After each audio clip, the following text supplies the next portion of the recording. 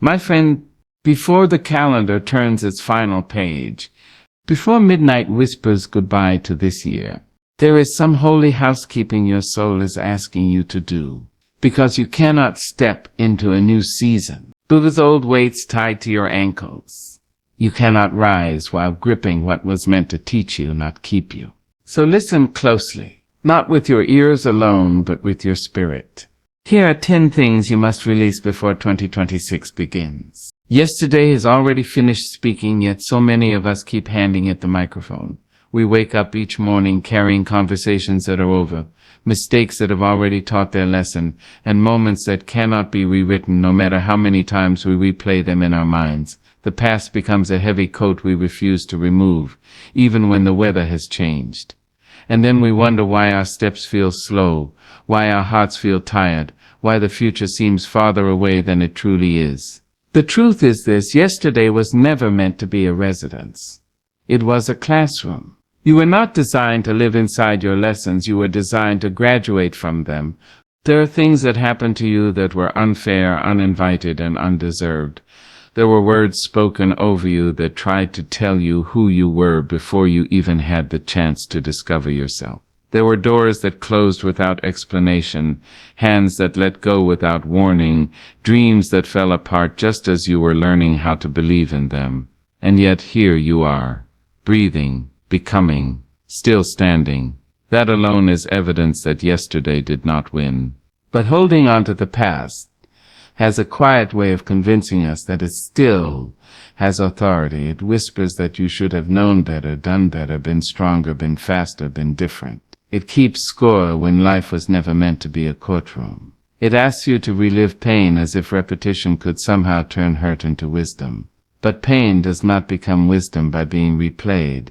It becomes wisdom by being understood and released. You must remember this. You are not the worst thing you have ever done. You are not the hardest season you have ever survived. You are not the moment when fear spoke louder than faith. You are the living testimony of endurance. You are the proof that life can bend you without breaking you. And that truth deserves more attention than your regrets. There is a difference between remembering and reliving. Remembering honors the lesson. Reliving reopens the wound. When you cling to yesterday, you keep bleeding from injuries that no longer require bandages. Healing begins when you allow the scar to remain without insisting that it still hurts. The scar says, "I was wounded." Survival says, "I am still here." Letting go of the past does not mean denying what happened. It means refusing to let what happened become the ceiling over your life. It means telling yourself with honesty and compassion, that season shaped me, but it will not sentence me. Growth demands that you loosen your grip on what no longer fits your spirit. You cannot walk into a new year with fists clenched around old pain and still expect to receive new joy. Some of what you are carrying was never yours to hold in the first place. Shame that belonged to someone else's actions. Guilt that came from doing the best you could with the knowledge you had at the time. Expectations placed on you by people who were projecting their own fears. These burdens feel personal, but they are not permanent. You are allowed to set them down. You are allowed to say, "This ends here." There is also grief tied to the past. The grief of what never happened. The apology you never received. The love that never showed up the way you needed it. The version of life you imagined but never lived. This grief deserves tenderness, not resistance. But it does not deserve ownership of your future.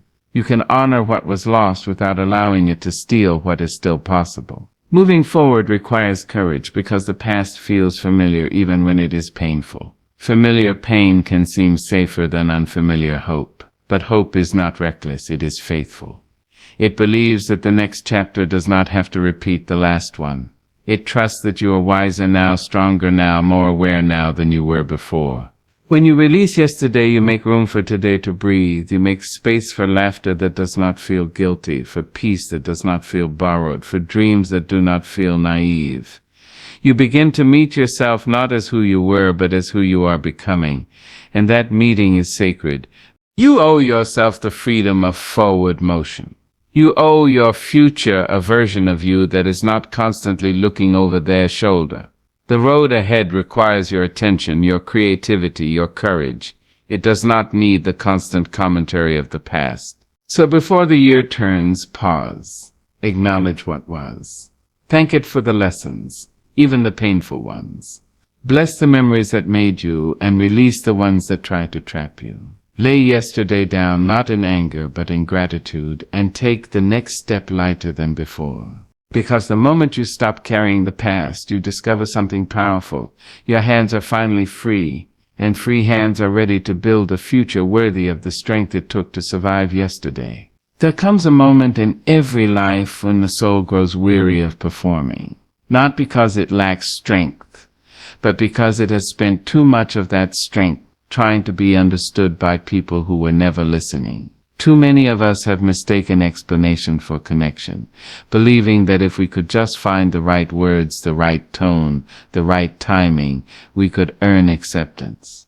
But peace does not arrive through persuasion. It arrives through permission, the permission you give yourself to stop pleading for approval. You were not born carrying footnotes. You did not enter this world required to justify your existence, your choices, your voice. Yet somewhere along the way, you were taught to explain yourself until your throat grew dry, to soften your truth so it would sit comfortably in someone else's ears. And each time you did, a small piece of your peace slipped quietly away. There will always be those who misunderstand you, not because you are unclear, but because clarity threatens the stories they tell themselves. Some people need you to remain who you were so they can remain who they are. Your growth unsettles them. Your boundaries confuse them. Your silence frightens them.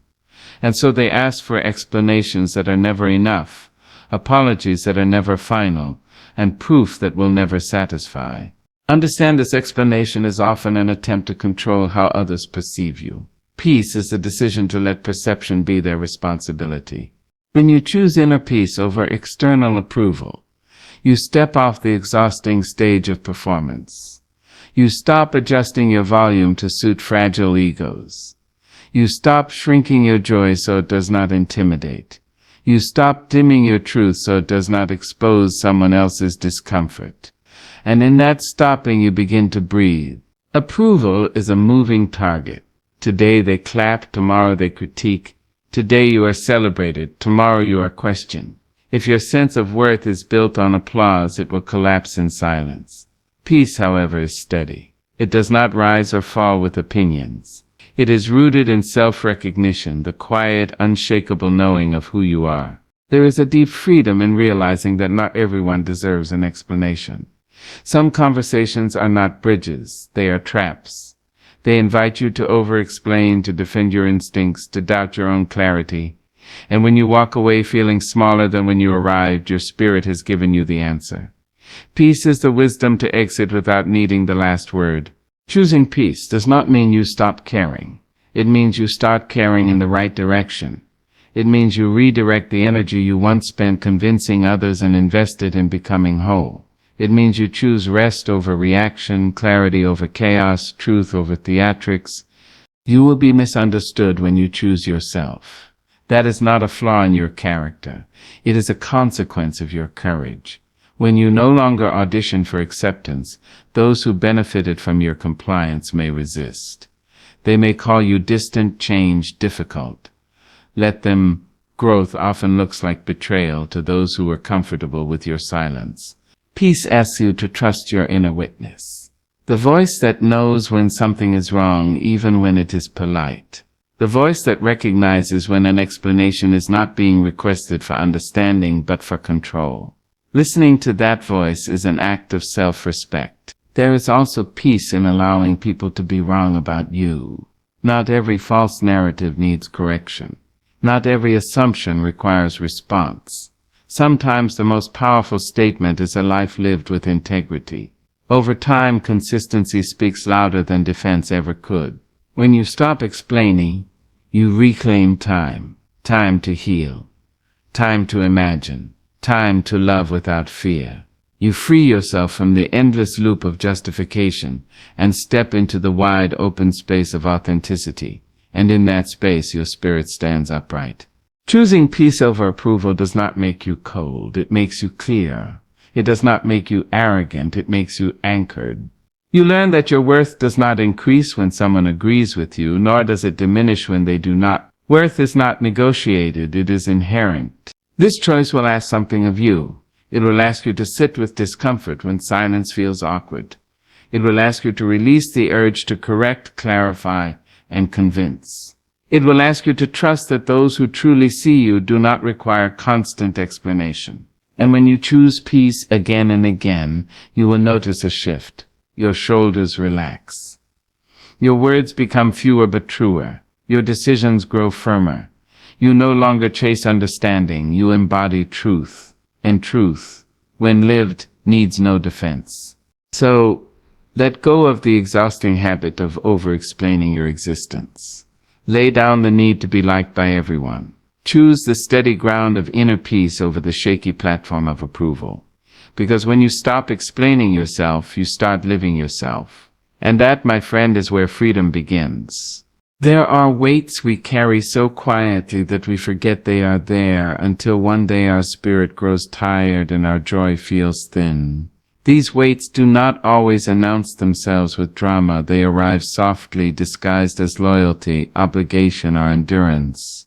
They tell us that love requires sacrifice without rest, that strength means silence, that survival means holding on no matter the cost. And before we realize it, our days are filled with people, habits, and emotions that slowly drain the life from us. You were never meant to live exhausted at the soul level. Some connections enter your life as nourishment. They feed your courage, expand your vision, remind you of who you are when you forget. Others enter as lessons.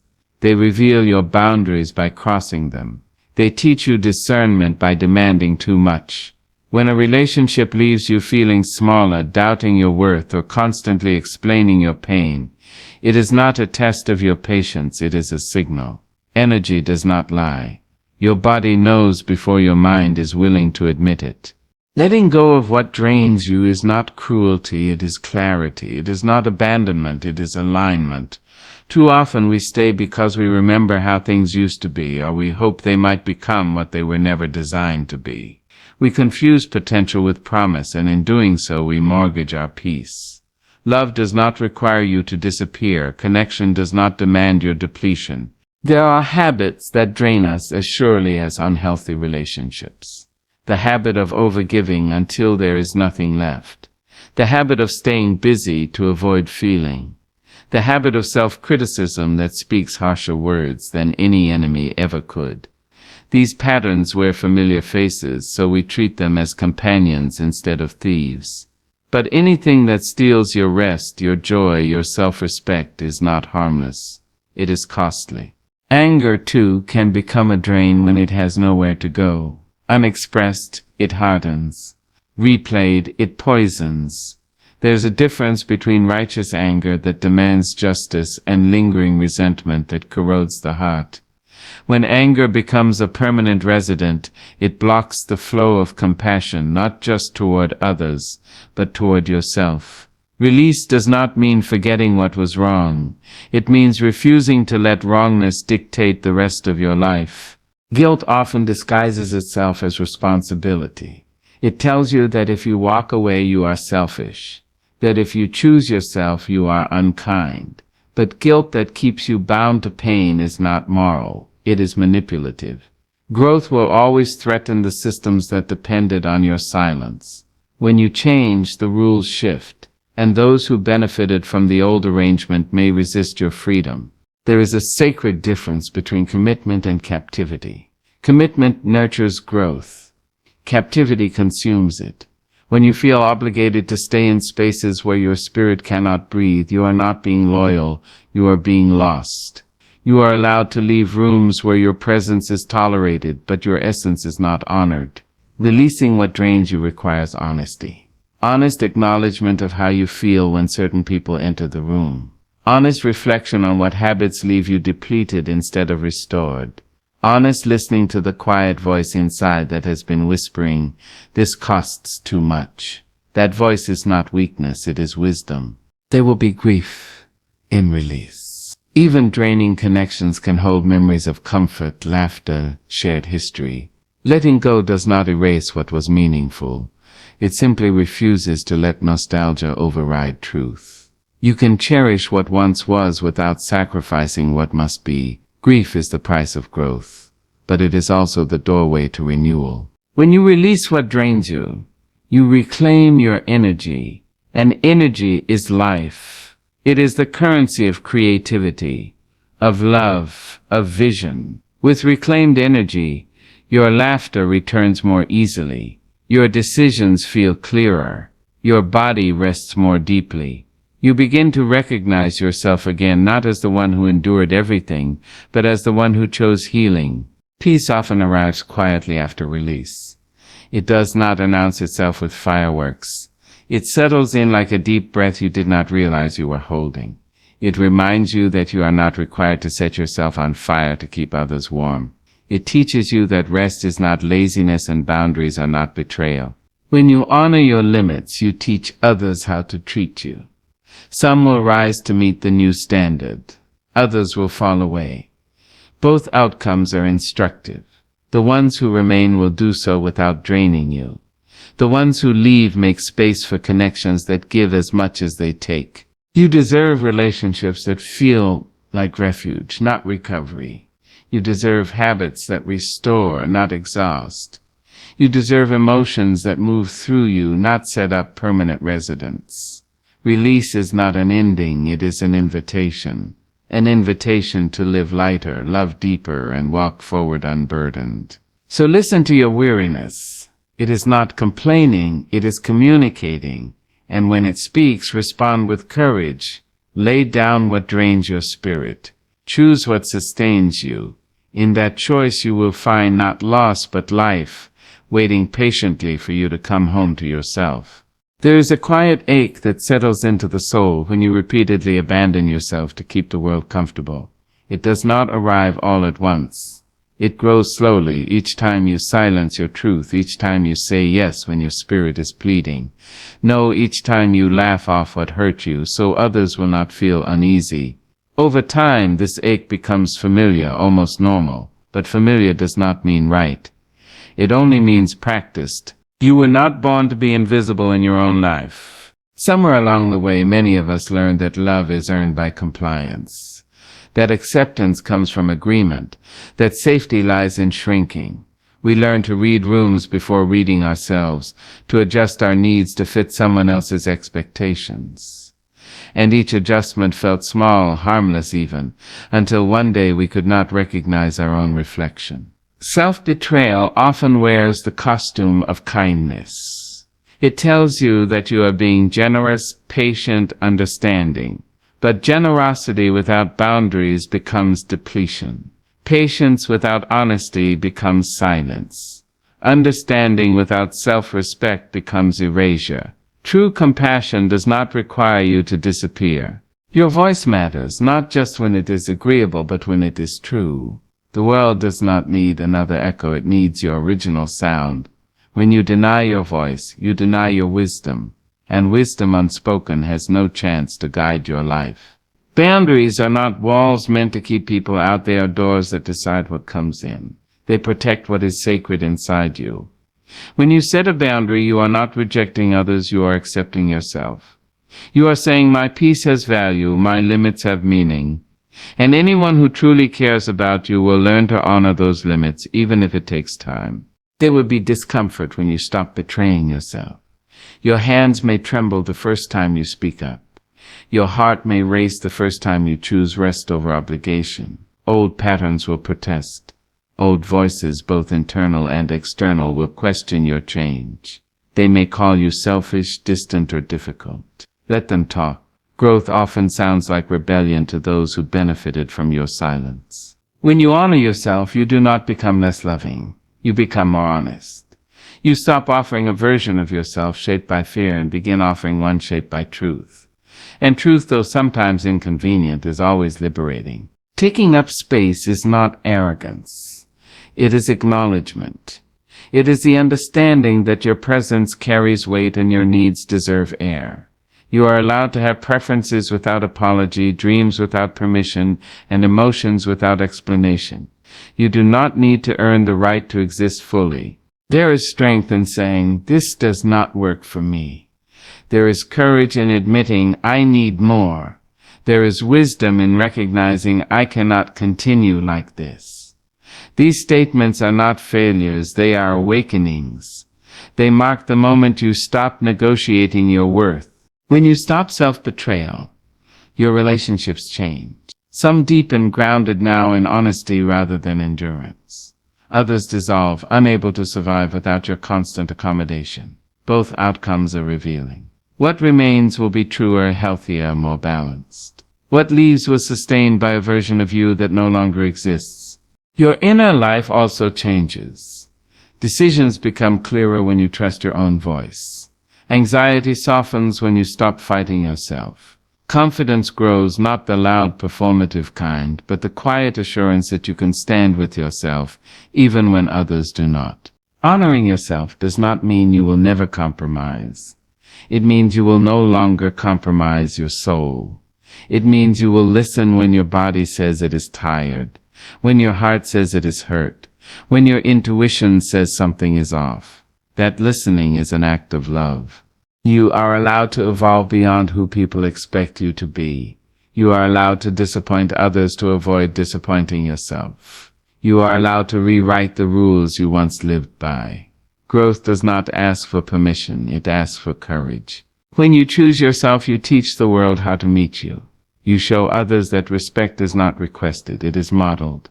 And even if no one applauds your boundaries, your spirit will thank you. There is a deep peace that comes from alignment, from knowing that your words and actions are no longer at war, from standing in rooms without shrinking, from resting without guilt. That peace is not fragile, it is rooted. So stop betraying yourself in small ways. Speak when your truth needs air. Rest when your body asks for stillness. Walk away when your dignity is compromised. Take up space, not loudly, not aggressively, but fully. Because the moment you honor yourself, you step into a life that fits. And there is nothing more powerful than a person who has decided to stand on the side of their own becoming. There is a sacred moment in every life when the old self begins to loosen its grip. It does not arrive with fanfare or announcement. It comes quietly, often disguised as restlessness, dissatisfaction, or a longing you cannot name.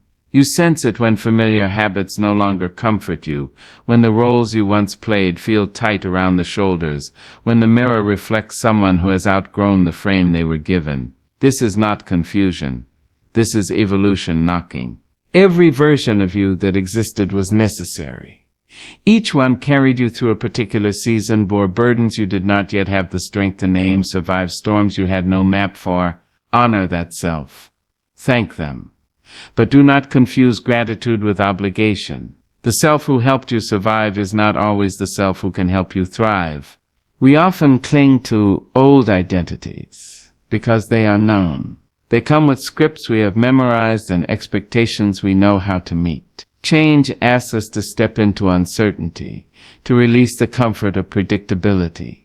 And yet growth has never been born from staying the same. It requires courage to say, who I was is no longer who I am becoming. There is grief in this release.